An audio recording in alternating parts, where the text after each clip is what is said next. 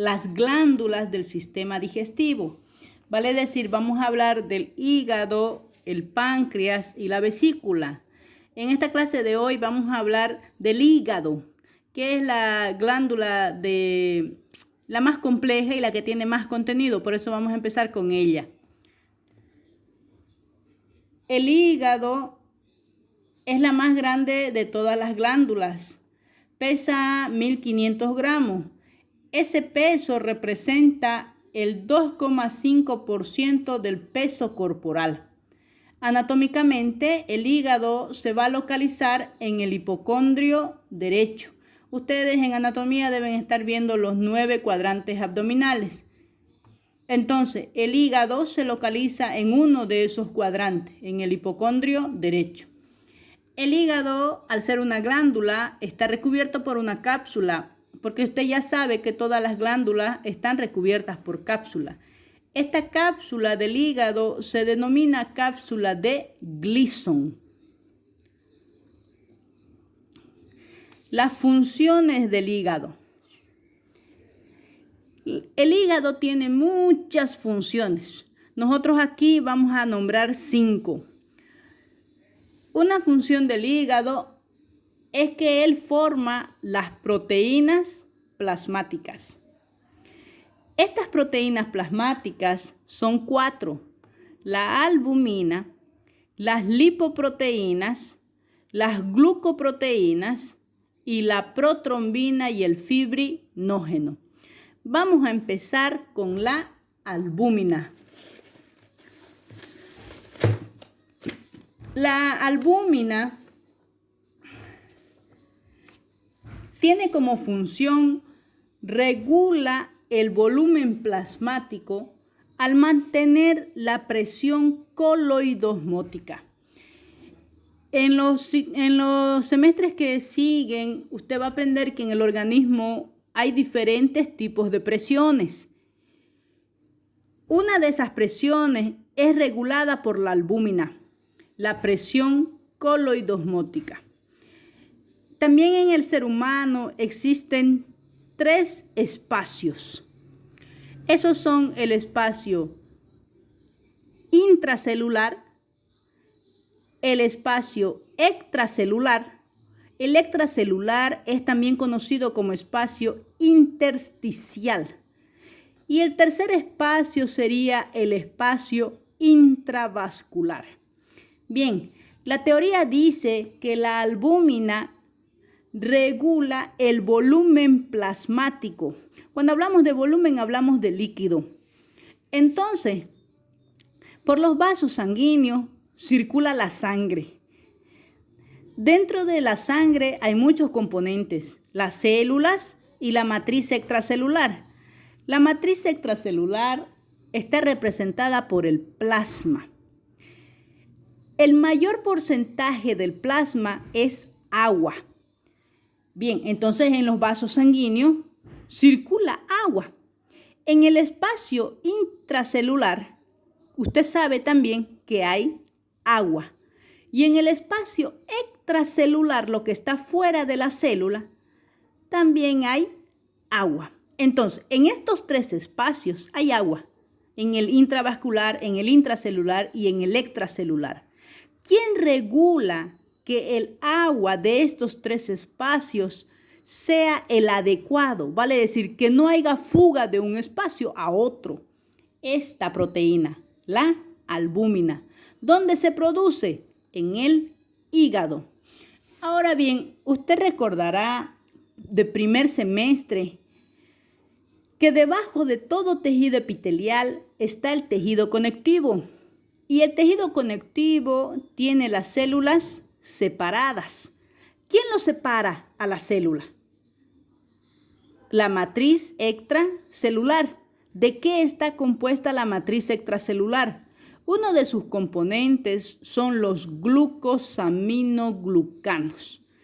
Y si revisa sus apuntes, dice que los glucosaminoglucanos atraen moléculas de agua.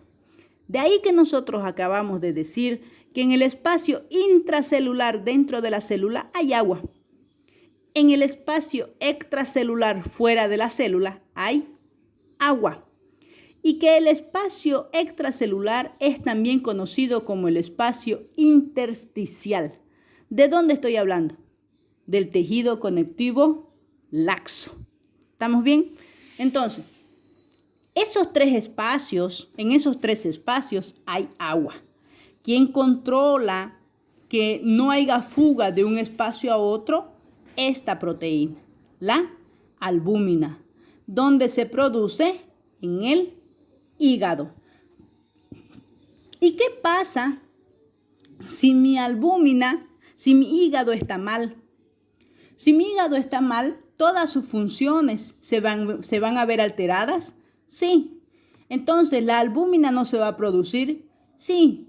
Si no se produce ese efecto se conoce como hipoalbuminemia o disminución de la albúmina en la sangre.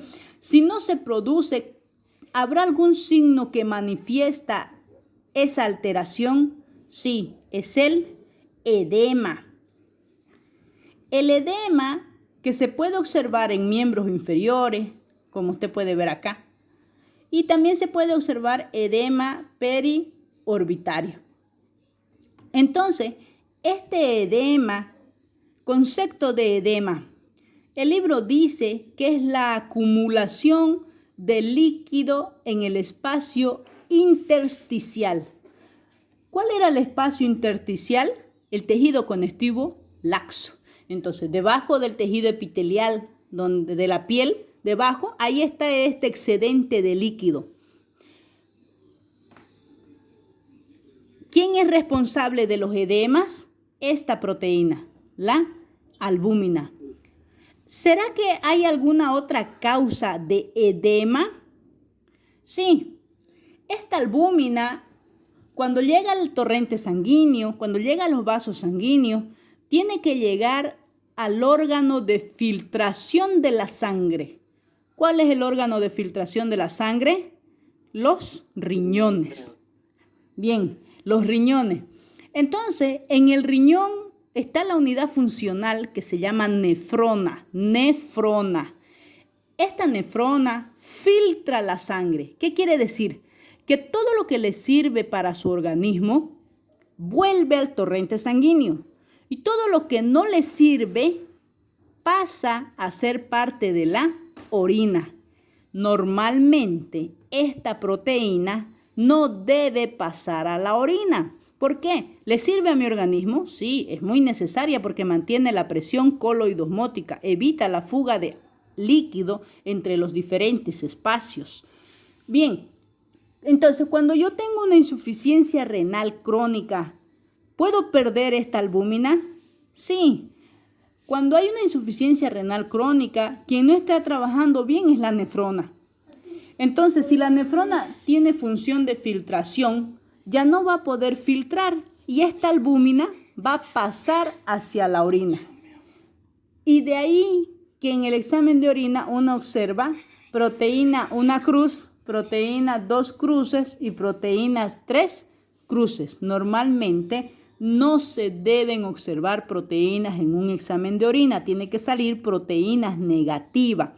Entonces, cuando usted observe un edema, ya sea en miembro inferior o en la zona periorbitaria, usted debe pensar, o es su hígado el que está mal, porque en el hígado se produce la albúmina, o es el riñón el que está mal, porque en el riñón se filtraría la sangre por donde circula la albúmina.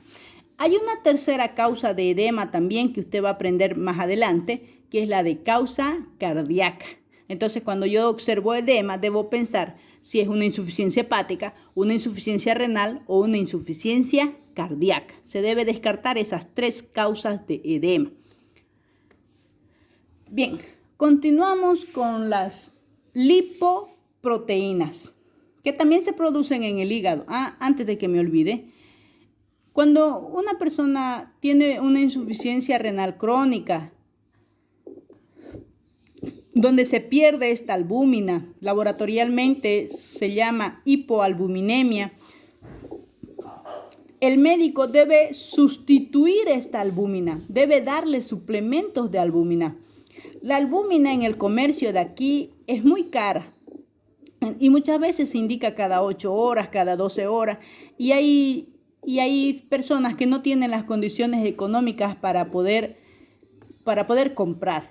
Entonces lo que le receta el médico, algo muy barato y que lo tenemos al alcance, es el huevo, específicamente la clara del huevo.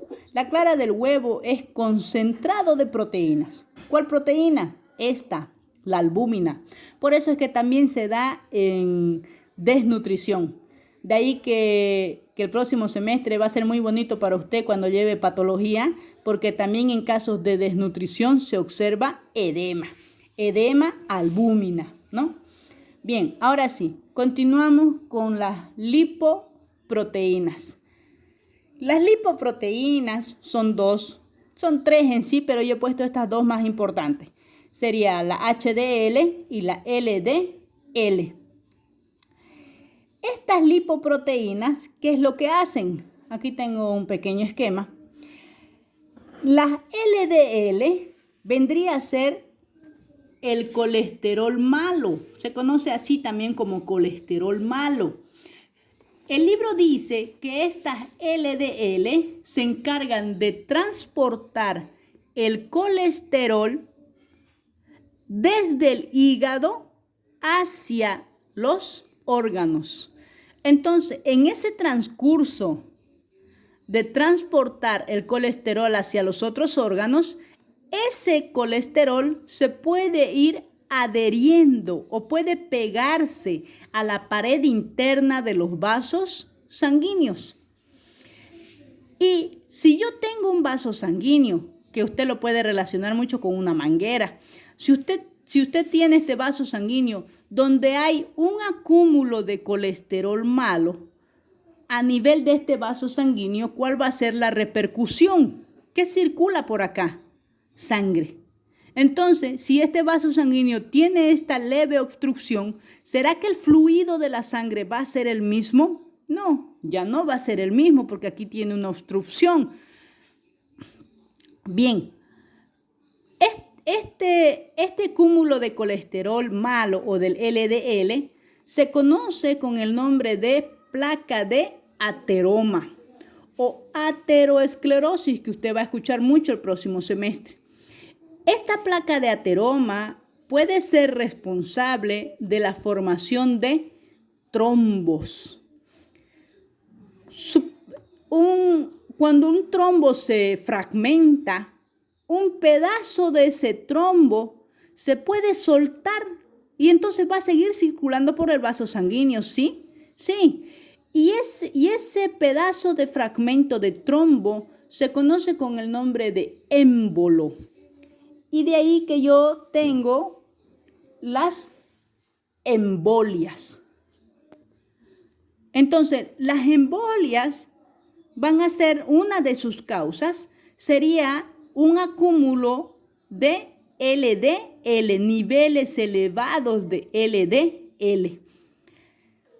Existe un antagonista de LDL que viene a ser el HDL, que es la otra lipoproteína que se produce en el hígado. Esta HDL, ¿cuál es su función?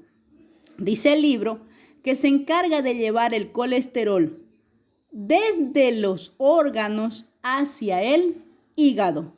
Por lo tanto, esta lipoproteína va limpiando los vasos sanguíneos, los va limpiando de este cúmulo de colesterol que se adhiere en los vasos sanguíneos. ¿Laboratorialmente se debe pedir análisis de estos dos? Sí. Si yo tengo niveles de LDL aumentados, ¿cuál es el riesgo? Muy complicado, ¿no? Si tengo niveles de LDL aumentados, la persona, mi familiar, mi paciente, va a tener mayor riesgo de sufrir embolias.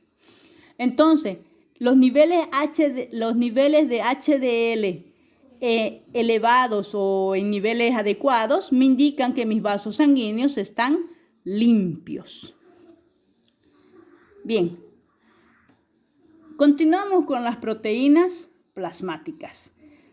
Estas proteínas plasmáticas existen las glucoproteínas. Son 3 tipos de glucoproteínas que tenemos. La aptoglobina,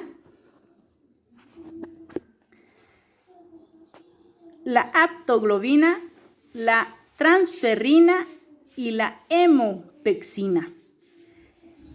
¿Qué es lo que hacen estas glucoproteínas? Estas glucoproteínas se encargan de transportar el hierro. ¿Y de dónde viene ese hierro?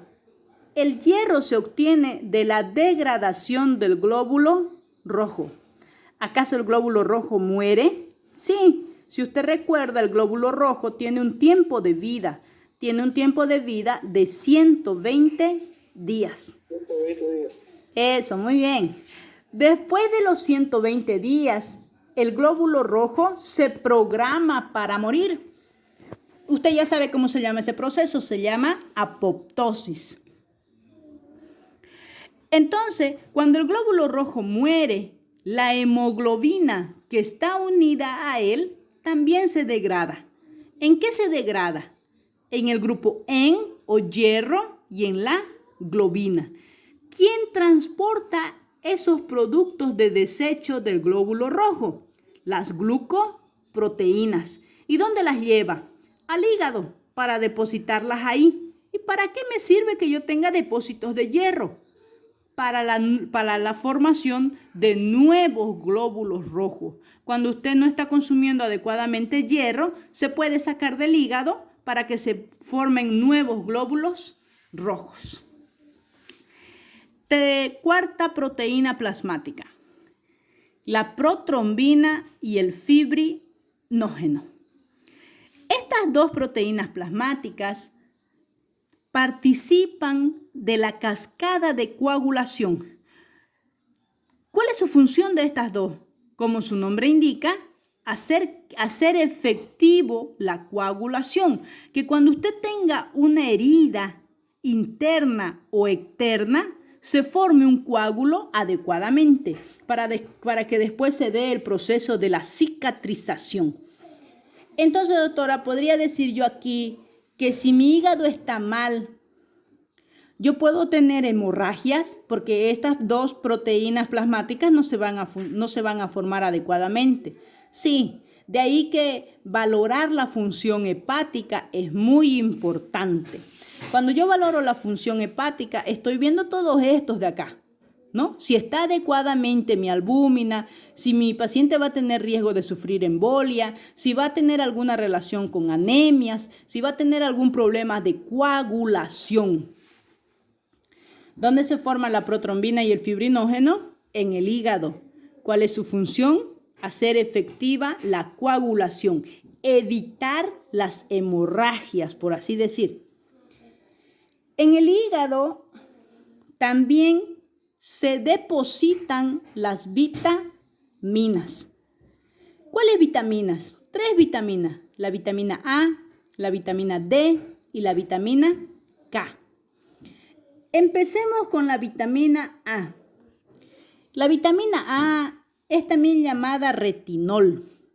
¿Para qué me sirve? Para la síntesis de rodopsina. Y la rodopsina es necesaria para el sentido de la vista. Cuando usted no consume adecuadamente vitamina A, existen lugares donde se deposita. ¿Dónde? En mi hígado. Entonces saca de ahí la vitamina A para llevarla a todas las células donde se estén necesitando de esta vitamina. Si yo tengo deficiencia de vitamina A o niveles bajos de vitamina A, se puede manifestar con ceguera y múltiples trastornos de la piel. La vitamina A en sí es una vitamina muy importante. Por eso es que los que trabajaron como enfermeros saben que siempre se da suplementos de vitamina A a todo infante. Entonces, hay libros donde dice que el cáncer de estómago, uno de los factores de riesgo es la disminución del consumo de vitamina A. Entonces, es muy importante esta vitamina A. Segunda vitamina, la vitamina D. La vitamina D es necesaria para el metabolismo del calcio y del fósforo. ¿Dónde escuchamos calcio y fósforo? En tejido óseo. Y nosotros ya sabíamos que el calcio y el fósforo se fusionan y forman el fosfato de calcio. Y el fosfato de calcio se transformaba en cristales de hidroxiapatita. Y los cristales de hidroxiapatita le daban la rigidez o la dureza al hueso. Entonces, esta vitamina D yo la puedo obtener de la dieta diaria y también lo puedo obtener de los rayos ultravioletas del sol o de la exposición a la luz ultravioleta. Suponiendo que yo la consumí de la dieta diaria, ya, esa vitamina D, ¿dónde se va a absorber? En mi intestino delgado, porque en el intestino delgado se absorben los nutrientes. Específicamente, ¿en cuál de los 3 componentes del intestino delgado? En el yeyuno, porque es donde hay mayor cantidad de vellosidades. Si se absorbe en el yeyuno, ¿a dónde llega? Al tejido conectivo laxo. Y después del tejido conectivo, en el tejido conectivo laxo, ¿qué hay? Vasos sanguíneos. Y una vez los nutrientes llegan al torrente sanguíneo, van y confluyen ¿dónde? En la vena porta. ¿Y la vena porta dónde desemboca? En el hígado. Entonces llegan esas vitaminas o suplementos nutricionales que usted se toma, llega hasta su hígado. Bien, esa vitamina D llegó a su hígado. En su hígado se transforma en 25-hidroxicolecalciferol. Esa vitamina que se transformó en su hígado, refiere el libro que representaría o sería solamente un 10% serviría para la absorción del calcio y del fósforo. ¿Estamos bien? Entonces, lo que llegó hasta mi hígado, la vitamina D, solo esa cantidad de vitamina D que se forma en su hígado, solo va a permitir absorber un 10% del calcio y el fósforo que al final se va a transformar en cristales de hidroxiapatita y van a hacer que mis huesos sean más fuertes. Esa vitamina D vuelve al torrente sanguíneo y tiene que llegar hasta el órgano de filtración. ¿Dónde es el órgano de filtración? Los riñones. Y el riñón participa en el metabolismo también de la vitamina D. Entonces, en el riñón esa vitamina D se va a transformar en 1,25 de hidroxicolecalciferol.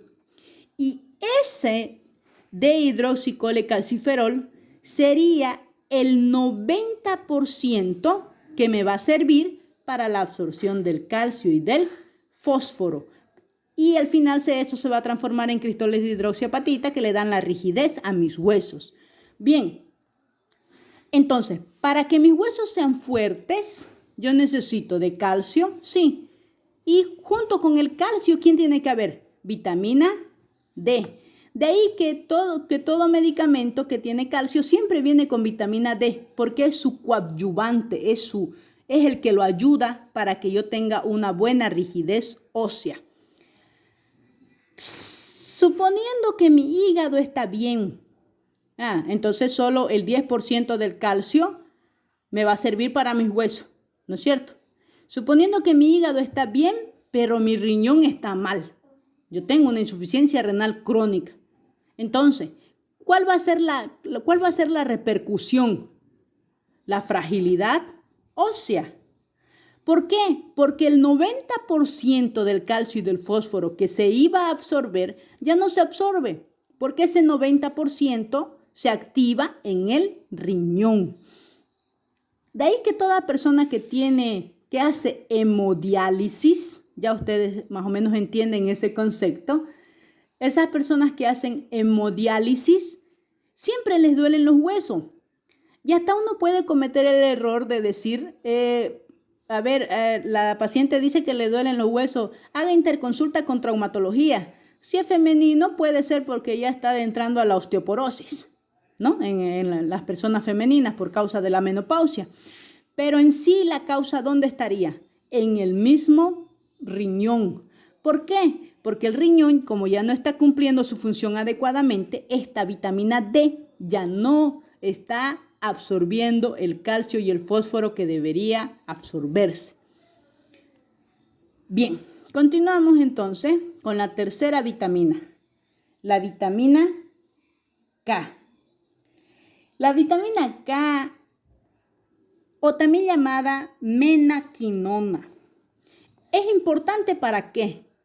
Para la síntesis de protrombina. ¿Dónde escuché yo protrombina? Aquí, en la proteína plasmática. La proteína plasmática, una era la protrombina. ¿Para qué me servía la protrombina? Es un factor de coagulación. Entonces, esta vitamina K es necesaria para la síntesis de protrombina. De ahí que hay un análisis laboratorial que mide el tiempo de protrombina. De ahí que a todo recién nacido, cuando usted vaya a atender a un recién nacido, cuando esté haciendo su internado, usted va a ver que siempre le aplican una ampolla de vitamina K. ¿Por qué? Porque la vitamina K es necesaria para activar a la protrombina, para sintetizar la protrombina. ¿Y la protrombina para qué me sirve? Para la coagulación. Esta vitamina K yo la puedo obtener de las diferentes verduras y también se obtiene a nivel de la flora bacteriana del intestino. Su deficiencia de vitamina K se conoce como hipoprotrombinemia. Bien, continuamos con una tercera función, el metabolismo de los hidratos de carbono. Esa es la palabra correcta, aunque aquí en esta diapositiva dice síntesis de carbohidratos. No, los carbohidratos ¿de dónde se obtienen? De los diferentes alimentos, ¿como cuáles? El trigo, el fideo, la papa, la yuca, son concentrados de hidratos de carbono. Y los hidratos de carbono, ¿en qué se degradan? En glucógeno. Y el glucógeno se deposita ¿dónde? En el hígado. ¿Y el glucógeno para qué me sirve? Para que se degrade en glucosa. Y la glucosa para la síntesis de energía a través de la glucólisis que se da en la mitocondria. Existen 3 lugares de depósito de glucógeno, que son, uno, el hígado, como ya hemos mencionado, el músculo estriado esquelético y el tejido adiposo. Entonces, cuando una persona ha sido clasificada con desnutrición, un niño tiene desnutrición, nunca se muere de la noche a la mañana. ¿Por qué? Porque tiene lugares de depósito de glucógeno que de ahí puede sacar para que ese glucógeno se transforme en glucosa y la glucosa dentro de la glucólisis y se forme energía. Entonces, tiene que gastarse los depósitos del hígado, músculo estriado esquelético y músculo estriado cardíaco. Bien.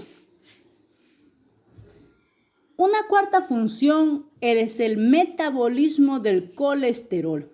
Como ya habíamos dicho hace un momento, este colesterol, ¿para qué me va a servir? Para la síntesis de la bilis, para la formación de la bilis.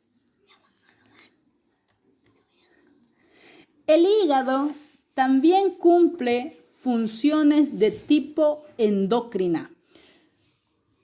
No es que el hígado sea una glándula endocrina, solamente cumple funciones de tipo endocrina. ¿Cómo es eso? ¿No sintetiza acaso estas 2 hormonas? No, no las sintetiza. Estas hormonas se sintetizan en otros lugares, pero necesitan del hígado para activarse. Ejemplo, empecemos con la tiroxina. ¿Dónde se forma la tiroxina? En la glándula tiroides. Bien. En esta glándula tiroides La tiroxina se denomina T4. Y esta T4, cuando pasa al torrente sanguíneo, va a llegar hacia su hígado. Y en el hígado se convierte en su forma activa. Se convierte en T3 o triiodotironina. Y es ahí recién que esta hormona puede hacer su función. ¿Cuál es su función? Controlar el crecimiento, la temperatura corporal y el ritmo cardíaco. Esta otra hormona, la hormona del crecimiento,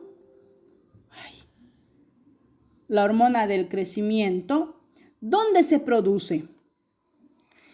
Existe una glándula maestra. La glándula maestra es el hipotálamo. Si usted recuerda, el hipotálamo controla la temperatura corporal. Se llama glándula maestra porque controla las otras glándulas. Debajo del hipotálamo existe la hipófisis. La hipófisis se clasifica en dos, adenohipófisis y neurohipófisis, donde se sintetiza la hormona del crecimiento, en la adenohipófisis. Bien, esta hormona del crecimiento no está activa aún. Necesita llegar al hígado por el torrente sanguíneo, necesita llegar al hígado y en el hígado se entra en contacto con el factor de crecimiento simil insulina. Y recién ahí esta hormona se vuelve activa. Por eso es que dice funciones de tipo endocrina. No es que las sintetice estas hormonas, solamente las activa. Estas dos hormonas necesitarían la presencia del hígado para hacerse activas. Entonces aquí es como si tuviéramos un resumen de las funciones del hígado. Formación de la bilis a través del metabolismo del colesterol. La síntesis de proteínas como la albúmina, como ya habíamos dicho, que controla la presión coloidosmótica, responsable de los edemas. La síntesis de factores de coagulación, como ¿cuál? Como la protrombina y el fibrinógeno. La producción de cuerpos cetónicos. Usted se habrá preguntado tal vez en esta función de acá, en el metabolismo de los hidratos de carbono, que yo dije que hay 3 lugares de depósito de glucógeno: el hígado, el músculo estriado esquelético y el tejido adiposo. Y yo les dije que si una persona entraba en la clasificación de desnutrición, no moría de la noche a la mañana. De ahí que cuando usted hace un ayuno prolongado, tampoco muere porque tiene lugares de depósito de glucógeno. ¿Qué pasaría si se terminan mis depósitos de glucógeno? Si yo no tuviese glucógeno de dónde sacar,